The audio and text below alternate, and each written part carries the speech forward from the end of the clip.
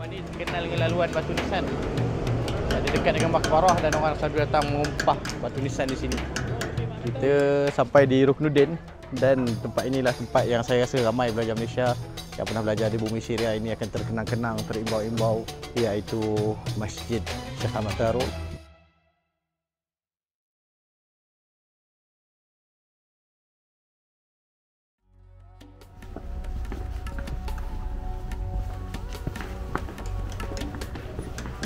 Laluan kami selalu jalan sampai ke Suq Hamidi dan laluan ni terkenal dengan laluan batu nisan.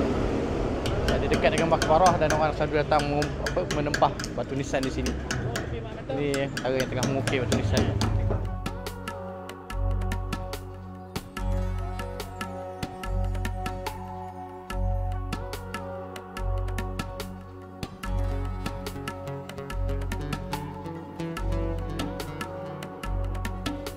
Digunakan untuk bagi minum orang kopi. Besar sikit lah. Maaf ya.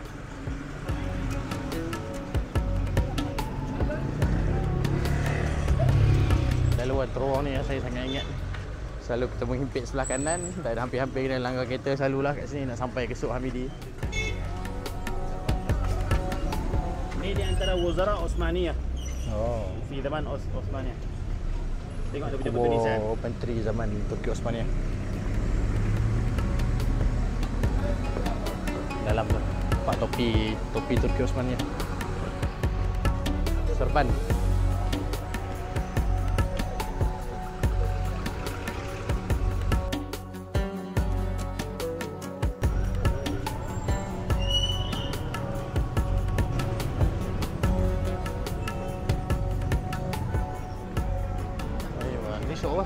Ini bandel jumlah.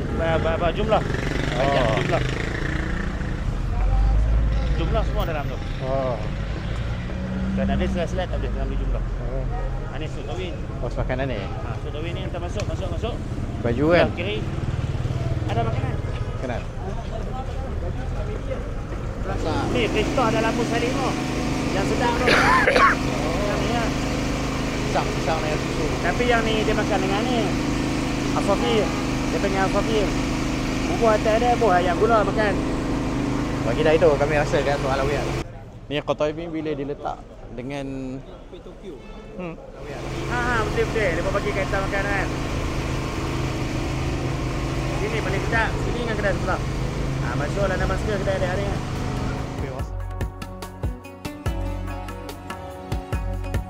Kita sampai di Ruknuddin dan tempat inilah tempat yang saya rasa ramai pelajar Malaysia yang pernah belajar di bumi Syria ini akan terkenang-kenang, terimbau-imbau, iaitu Masjid Syekh Ahmad Taruk. Dan di sinilah tempat mereka belajar Ma'had Abu Nur. Salah satu ma'had yang menempatkan paling ramai pelajar Malaysia sebelum dia berdiri, selain daripada Ma'had Furqan dan juga Ma'had Fatah. Dan kami pula belajar di Ma'had Duwali yang pada hari ini menempatkan paling ramai pelajar Malaysia, 30 orang daripada sekitar, Assalamualaikum, sekitar 50 orang yang ada di bumi Syria ini. Teruskan mengenang, menyembah memori bersama kami. Jom. Ya Allah. Habis dia bagi orang luar masuk ke? Mana pelajar guna mana? Oh, boleh jarah. Assalamualaikum. Assalamualaikum. Halkum. هؤلاء ماليزيون ويريد أن يزوروا ممكن بس تصلوا نزوروا بس زور الشيخ ما بيتأكد تفضل أهلا وسهلا الله يكرمك. بارك الله فيكم. جزاك الله خير.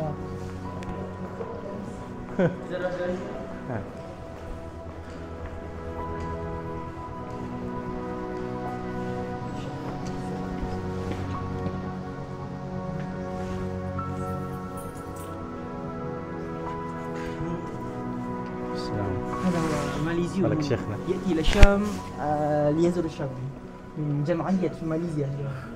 أهلا فيك، حياك الله. بارك الله فيكم. من شهادة إن شاء الله.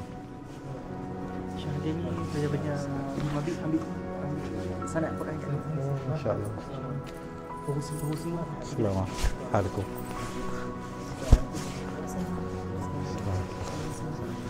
Ini boleh. Oh, ما شاء الله.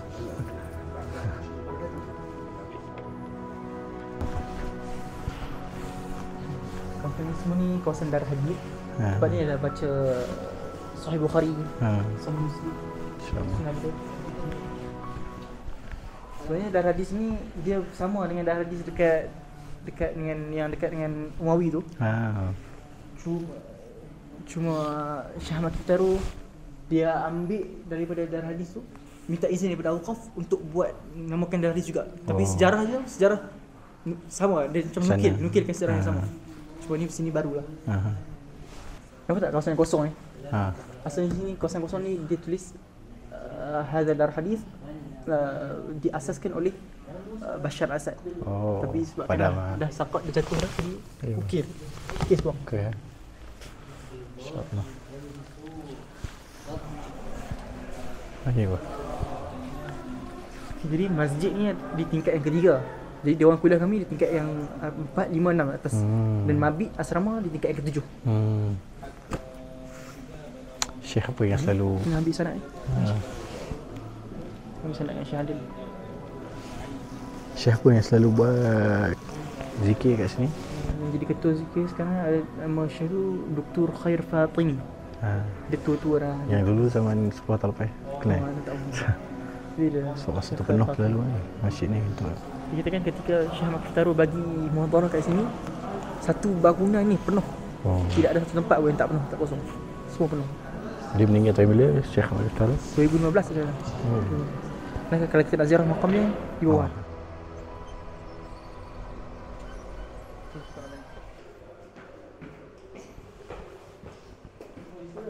Oh. Ini makam Syekh Ahmad Kitaru. Ha.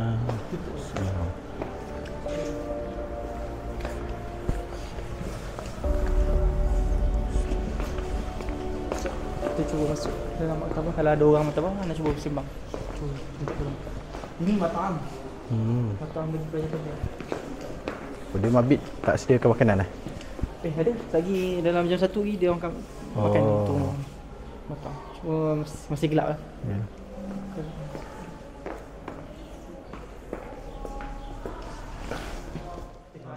Alhamdulillah. Assalamualaikum. Ahlan wa sahlan. كيف حالكم؟ السلام عليكم. اهلا وسهلا ما شاء الله ونعم. تفضل. Barakallahu fiik. بسم الله.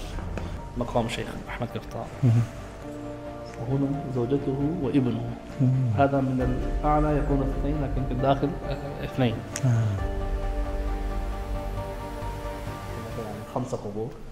هنا 2 3 4 5. وهذا كان مقام شيخنا كان يجلس هنا في الحلقات. مكتبة صغيرة ما يسمونه.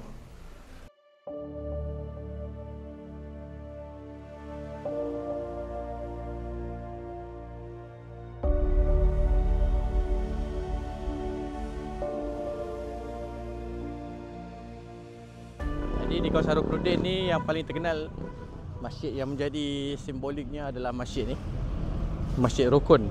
Dan saya masa saya mula-mula sampai ke Syria ni, saya duduk sebelah sana, tapi tak ingat dah sangat jalannya. Selama beberapa bulan semasa saya belajar di Mahad Lughah. Dan di sini juga berkaitan dengan kawasan ini terletaknya Masjid Syekh Ratib Nablusi. Tapi dimaklumkan oleh pelajar di sini bahawa Syekh Ratib ni dia belum mula mengajar lagi, hanya memberikan khutbah. Jadi mungkin tidak ada peluang untuk bertemu dengan Syekh Ratib pada kali ini.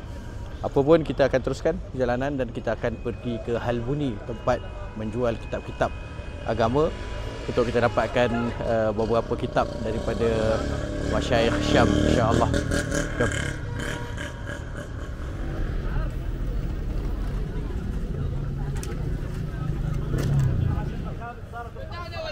Ni kawasan tumpuan kita pada hari ini, kawasan yang namanya Halbuni. Dan Halbuni ini ialah syurga buku untuk pelajar-pelajar di sini dan juga untuk mereka yang boleh berbahasa Arab. Buku-buku yang menjadi rujukan di universiti, buku-buku syariah, fiqh, hadis dan sebagainya, semuanya terdapat di Halbuni ini. Jadi insya-Allah kita nak cuba mencari buku-buku karangan para masyayikh di Bumi Syam. Jom tengok buku.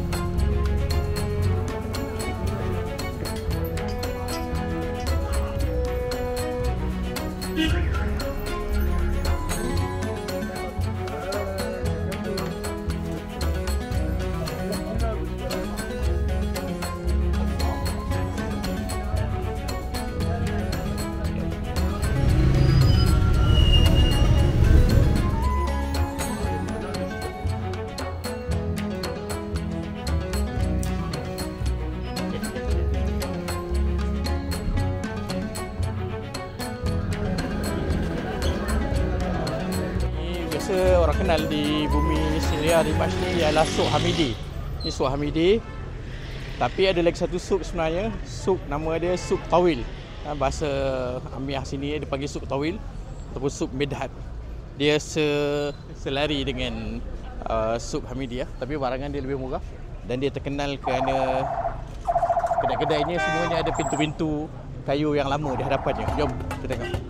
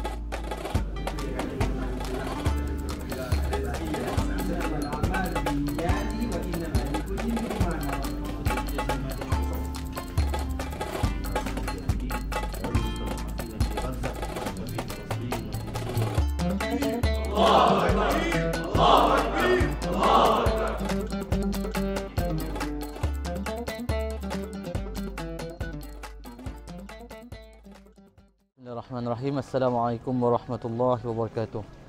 Okey, sekarang kita akan menceritakan suasana sebelum perang dan selepas perang. Okey, sebelum hari perang iaitu bermula, yang di Dimash hanya dapat berita saja iaitu katanya tentera Mujahidin sudah sampai di Halab ataupun di Hamas. Jadi berita tu waktu itu kami sedang ngaji, sedang belajar, dan petang itu hanya diberita supaya semua berada di dalam rumah. Dan waktu itulah harga barang naik kerana dirisaukan bahawa mungkin perang ni akan berpanjangan, dan juga boleh katakan contoh harganya, contoh beras, contoh dalam RM7 dia akan dalam RM30 waktu tu. Bahkan hari 7 Disember 2024 itu rakyat Syria beraktiviti macam biasa. Yang mana penjual buka kedai jual macam biasa, yang mana tukang gunting rambut buka kedai gunting rambut macam biasa. Seolah-olah esoknya tu tidak akan berlaku apa-apa. Dikarenakan waktu saya pada hari itu tidaklah terlampau padat, jadi saya sempatkan diri untuk singgah ke kedai kawan Arab ni. Tapi waktu tu memang dah ada dengarlah bibit-bibit yang mana kemungkinan besar tentera pembebas akan masuk ke Syam, ke Dimash. Kerana seminggu sebelum itu, tentera pembebas sudah berjaya menawan kota Halab, kota Aleppo. Kawan Arab tu dapat panggilan daripada kawan Arab dia yang lagi satu. Masya Allah, tentera pembebas sudah sampai di Rif Dimash, ini di pinggiran Dimash, di luar-luar kota Dimash ni, maksudnya sudah dikepung. Dan kawan Arab ini nasihat, balik rumah sekarang, kalau rumah tak ada beras, pergi beli beras. Kalau rumah tak ada roti, pergi beli roti. Kalau rumah tak ada minyak, pergi beli minyak. Kerana kemungkinan kita terpaksa berkurung di rumah selama seminggu dan bekalan makanan mungkin tak cukup. Kami pun perlu bersaing dengan Arab untuk beli beras. Itu pun harga dia mencanak naik. Kalau sebelum ni kami beli beras, kilo cuma 11,000 yang bersamaan dengan mungkin $2 atau $3, naik mendadak kepada 45,000 sekilo. Sampai hari pembebasan itu 8 Disember 2024. Nak dijadikan cerita, rumah kami berjiran dengan antara mata-mata bagi tentera kerajaan, yang ini Bashar Assad. Dalil dia adalah sebab ketika hari pembebasan itu 8 Disember, kami melihat dengan mata kami sendiri, jiran kami keluar dari rumah membawa senapang, pistol dan segala senjata api dan mula melakukan tembak-tembakan di kawasan kejiranan tu. Masya Allah. Adalah masyayikh kami yang kata boleh keluar insya Allah, sebab tentera pembebas yang datang ni adalah tentera yang nak akan kebebasan, nak akan keadilan. Jadi boleh keluar je raikan hari kemenangan. Tapi kami masih rasa takut-takut sebab jiran kami masih lagi pro Bashar Assad. Jadi kami terpaksa stay di rumah hari pertama pembebasan 8 Disember, 9 Disember sehinggalah 10 Disember barulah kami berani untuk keluar. Alhamdulillah, kami buat pertama kali. Alhamdulillah kami dapat mendengar dengan jelas, secara jelasnya peniaga-peniaga semua mengutuk Bashar al-Assad dengan menyebut namanya secara jelas tanpa selindung lagi. Suasananya riak wajah pelajar ataupun rakyat Syria sendiri gembira yang tak terhingga. Riak wajah yang tidak ada rasa takut kepada pemimpin yang dahulu, iaitu Bashar al-Assad. Dan sebelum kejatuhan, lebih kurang ada 5 perkara yang tak boleh disebut. Contohnya nama pemimpin, sebutan dolar ataupun roket, bom sebagainya. Dan selepas kemerdekaan, semuanya tidak ada lagi halangan. Alhamdulillah. Kami dilarang sama sekali untuk menzahirkan atau menyebut mata wang dolar. Kami hanya mampu untuk berkias. Kalau nak sebut dolar, kami terpaksa sebut wang orang putih. Kerana mata-mata Bashar al-Assad ni di mana-mana. Boleh jadi masyayikh yang kita solat di belakangnya, dia imam kita, dia juga adalah mata-mata. Jadi kalau siapa terlepas sebut mata wang dolar, maka ditangkap dan dihumban ke dalam penjara. Kisah cerita sikit kenapa kami pelajar ataupun mahupun rakyat sini tidak dibenarkan untuk sebut dolar, sebab politik Syria, kerajaan Bashar al-Assad ni ke dalam piagam undang-undang mereka menentang Amerika. Mereka adalah puak yang tidak bersekutu dengan Amerika. Jadi mana-mana rakyat ada yang didapati melakukan muamalah ini, transaksi dengan dalam mata wang dolar, dianggap pemberontak. Antara hukuman, kalau didapati seseorang itu melakukan transaksi dengan dolar, akan dicabut kuku. Sangat-sangatlah perit. Jadi itulah sedikit sebanyak yang boleh saya kongsikan, supaya jadi iktibar dan pengajaran buat semua. Supaya kemenangan ini bukan sahaja dapat dirasakan oleh rakyat Syria, bahkan dirasakan untuk semua rakyat di seluruh dunia, terutamanya untuk orang Islam, orang muslimin. InsyaAllah. Aku liqauli hadza wa astaghfirullahal azim walhamdulillahirabbil alamin. Ketika ini kita berada di hadapan Suk Hamidiyah. Di sini kita akan melawat insya-Allah suk sepanjang 600 meter dengan cabang-cabang yang beratus-ratus meter. Sekarang kita berada di sebelah Jami' Nuri, yang mana terletaknya 2 makam yang orang hebat, iaitu makam yang pertama Syekh Ramadan Al-Futi, dan di sebelah kanan beliau ini makam Salahuddin Al-Ayyubi.